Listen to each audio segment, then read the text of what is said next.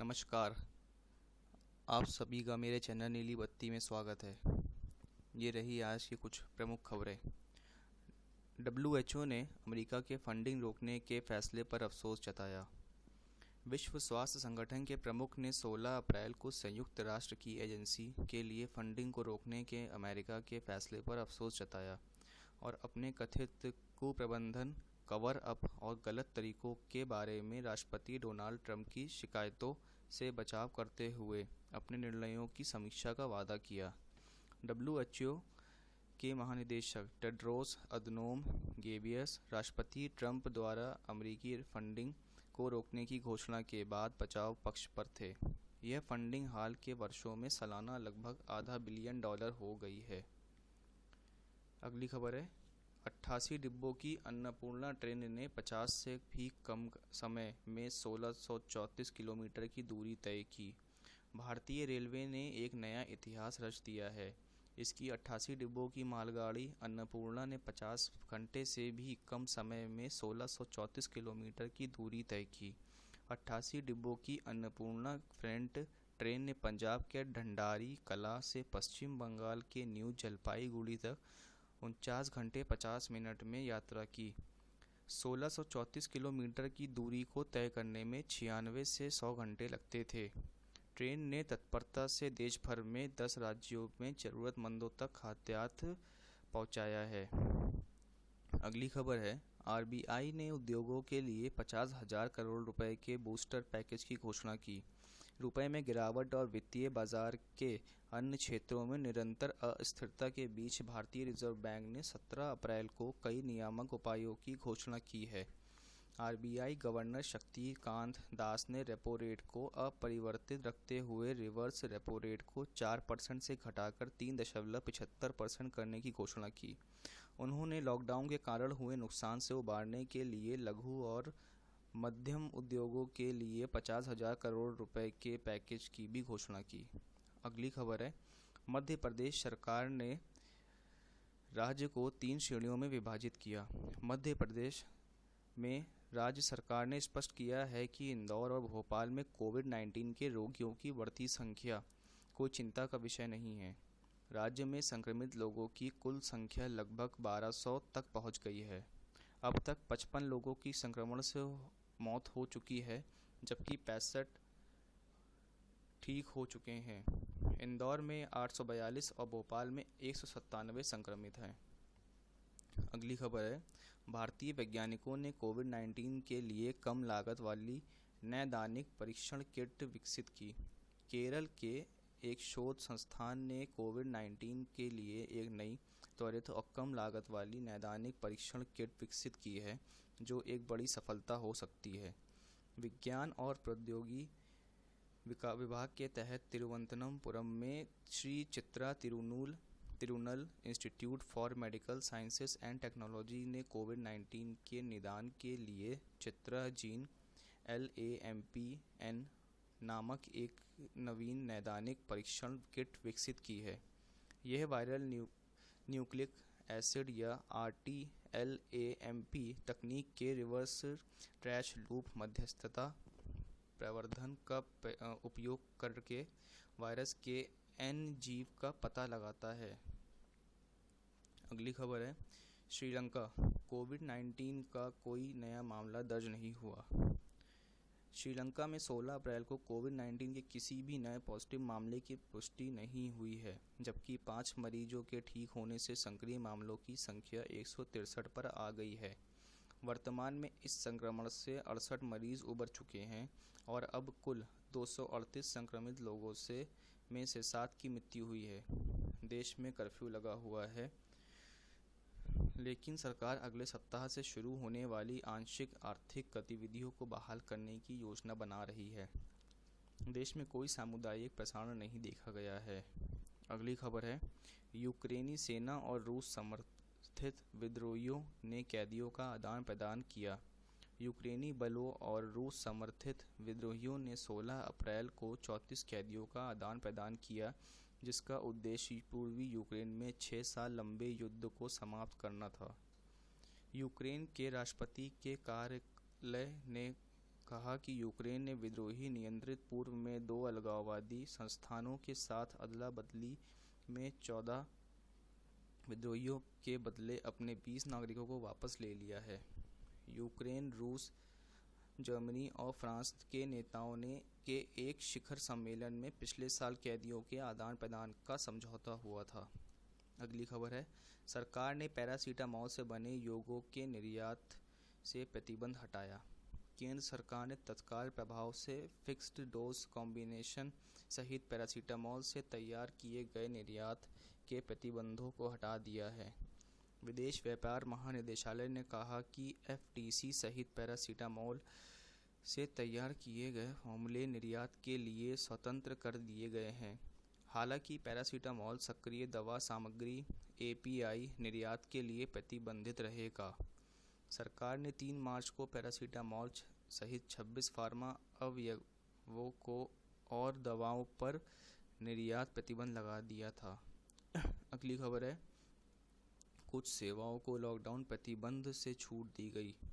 केंद्र ने राज्यों और केंद्र शासित प्रदेशों द्वारा सख्त कार्यान्वयन के लिए समेकित संशोधित दिशा निर्देशों में कृषि गतिविधियों, वृक्षारोपण, वित्तीय क्षेत्र और निर्माण गतिविधियों से संबंधित कुछ उत्पादों और सेवाओं को शामिल करने के आदेश जारी किए हैं।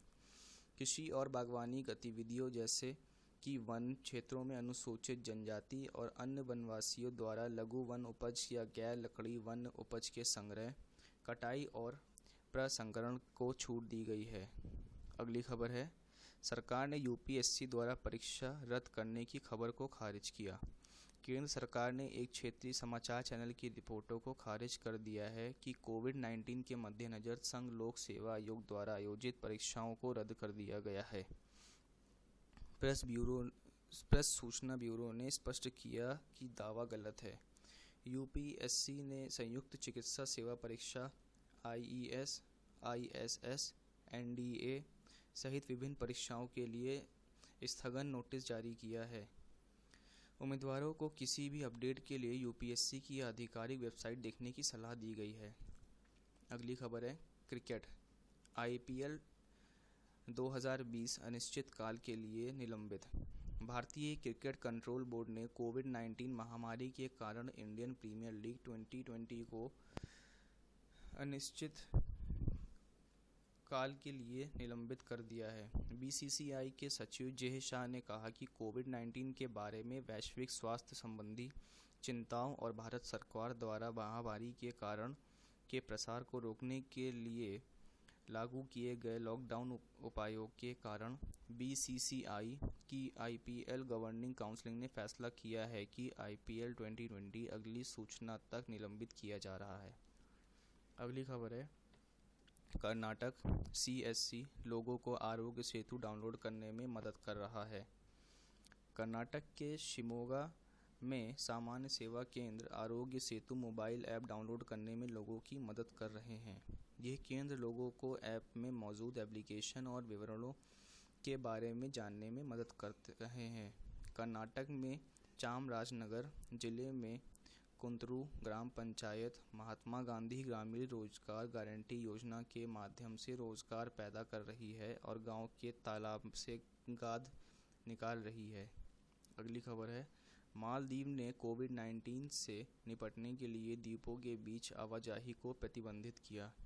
मालदीव ने द्वीपों के बीच आवाजाही को प्रतिबंधित कर दिया है, जबकि राजधानी माले से कोविड-19 के 4 अन्य मामलों की पुष्टि के बाद से लॉकडाउन लागू है। सरकार ने कल शाम सभी आबाद द्वीपों के बीच यात्रा पर प्रतिबंध लगाने का आदेश जारी किया, जब तक कि आवश्यक न हो। हालांकि द्वीपों के अंदर आवाजाही पर अब तक प्रतिबंध नहीं लगाया है।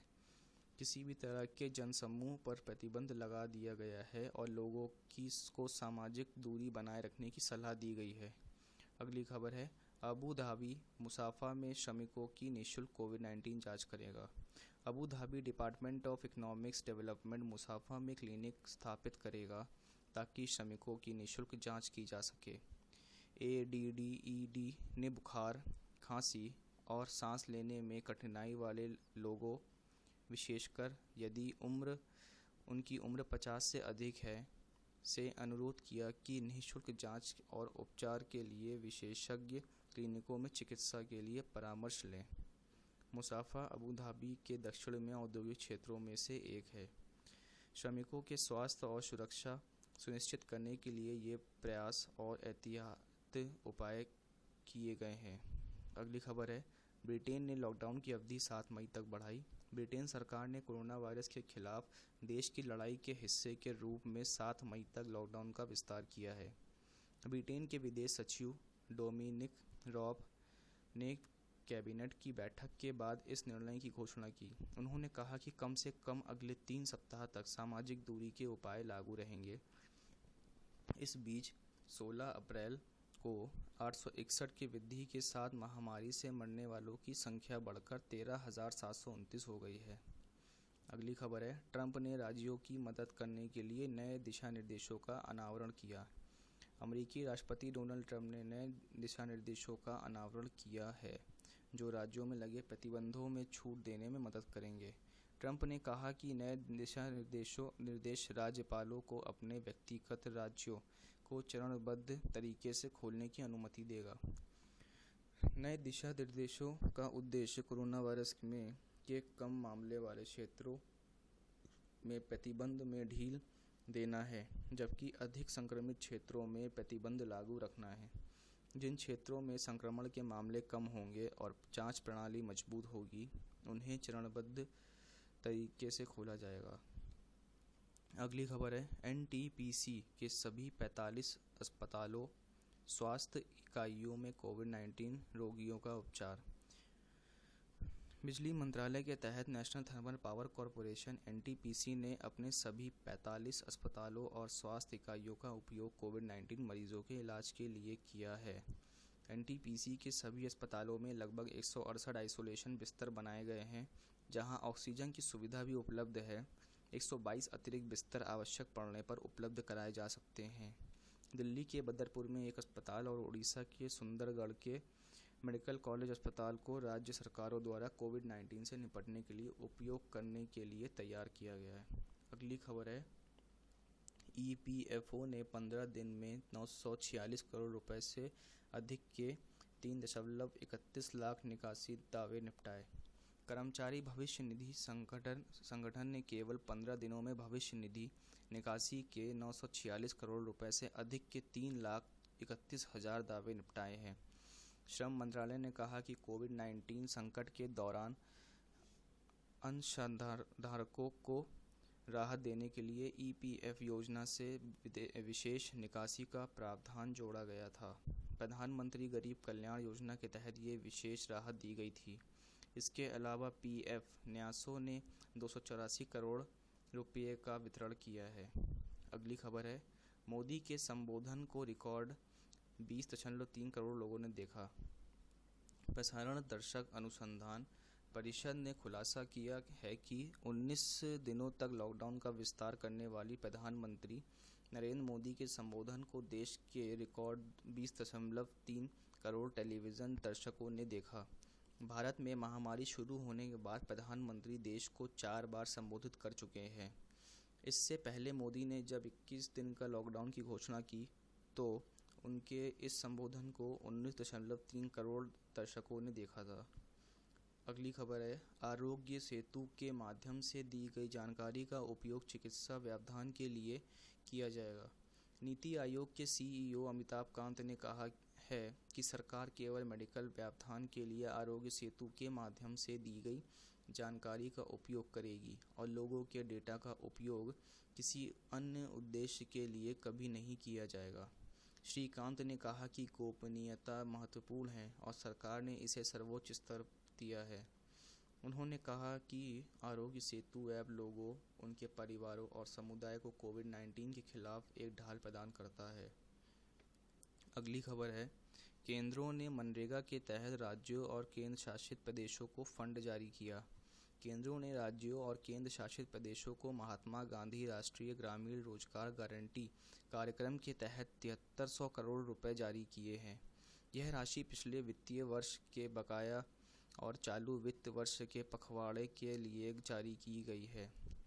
ग्रामीण विकास मंत्री नरेंद्र सिंह तोमर ने 16 अप्रैल को ग्रामीण विकास से संबंधित प्रमुख योजनाओं की विस्तृत समीक्षा की।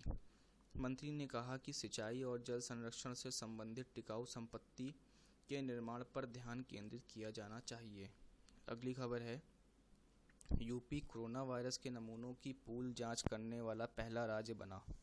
उत्तर प्रदेश कोरोना वायरस के नमूनों की पूल जांच शुरू करने वाला प्रदेश का पहला राज्य बन गया है। इस कदम का उद्देश्य स्क्रीनिंग प्रक्रिया को तेज करना और परीक्षण नमूनों की लागत में कमी लाना है। चिकित्सा शिक्षा विभाग अब राज्य में कोरोना से मरने वालों का लेखा जोखा तैयार करेगा। यह लेखा जोखा अन्य कोविड-19 रोगियों को बेहतर उपचार प्रदान करने में मदद करेगी। अगली खबर है, केंद्रीय सरकार ने राज्यों को सुरक्षा, आश्रय और भोजन सुनिश्चित करने के लिए कहा। कैबिनेट सचिव राजीव गौबा ने सभी राज्य मुख्य सचिवों को प्रवासी मजदूरों और फंसे हुए लोगों की सुरक्षा, आश्रय और भोजन की पर्याप्त व्यवस्था सुनिश्चित करने को कहा है।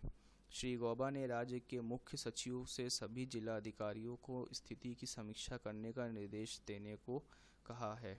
जिला अधिकारियों को प्रवासी मजदूरों से संबंधित मुद्दों के समन्वय और निगरानी के लिए नोडल अधिकारियों की नियुक्ति करनी चाहिए। श्री गौबा ने निर्देश दिया कि प्रत्येक शिविर एक वरिष्ठ अधिकारी के प्रभार में होना चाहिए। अगली खबर है, ICMR अब तक कोविड-19 के लिए 2.9 लाख नमूनों की जांच की गई। भारतीय चिकित्सा अनुसंधान परिषद के एक प्रतिनिधि ने बताया कि अब तक 2.9 लाख से अधिक नमूनों की जांच की गई है। उन्होंने कहा कि देश में ICMR नेटवर्क के तहत 176 लैब और 78 निजी क्षेत्र की लैब कोविड-19 जांच कर रही है। उन्होंने यह भी कहा कि लोगों को समझना महत्वपूर्ण है कि रैपिड एंटीबॉडी परीक्षण शुरुआती निदान के लिए नहीं है, बल्कि यह निगरानी के लिए है कि देश में कोरोना वायरस हॉटस्पॉट बढ़ रहे हैं या कम हो रहे हैं। अगली खबर है, 325 जिलों में कोविड-19 का एक भी मामला दर्ज नहीं हुआ। स्वास्थ्य मंत्रालय। सरकार ने कहा है कि देश में 325 जिलों में अभी तक कोरोना वायरस का कोई भी मामला दर्ज नहीं हुआ है। ऐसा क्षेत्र स्तर पर शुरू की गई कार्रवाई के कारण हुआ। 27 अन्य जिले भी हैं जहां पिछले 14 दिनों से कोई संक्रमित मामला सामने नहीं आया है। स्वास्थ्य मंत्रालय के आंकड़ों के अनुसार पिछले 24 घंटों में कोविड-19 के 1320 नए पुष्ट मामले सामने आए हैं। अब तक 1515 मरीज ठीक हो चुके हैं, जबकि 420 लोगों की मृत्यु हो गई है। इसी के साथ आज की सारी खबरें ख़त्म होती हैं। आज का सवाल है, RBI का गवर्नर कौन है? कृपया उनका नाम लिखें कमेंट बॉक्स में। तो इसी के साथ मैं आप सबसे आज्ञा चाहता हूँ। बड़ों को नमस्ते, छोटों को प्यार। जय हिंद, वंदे मातरम।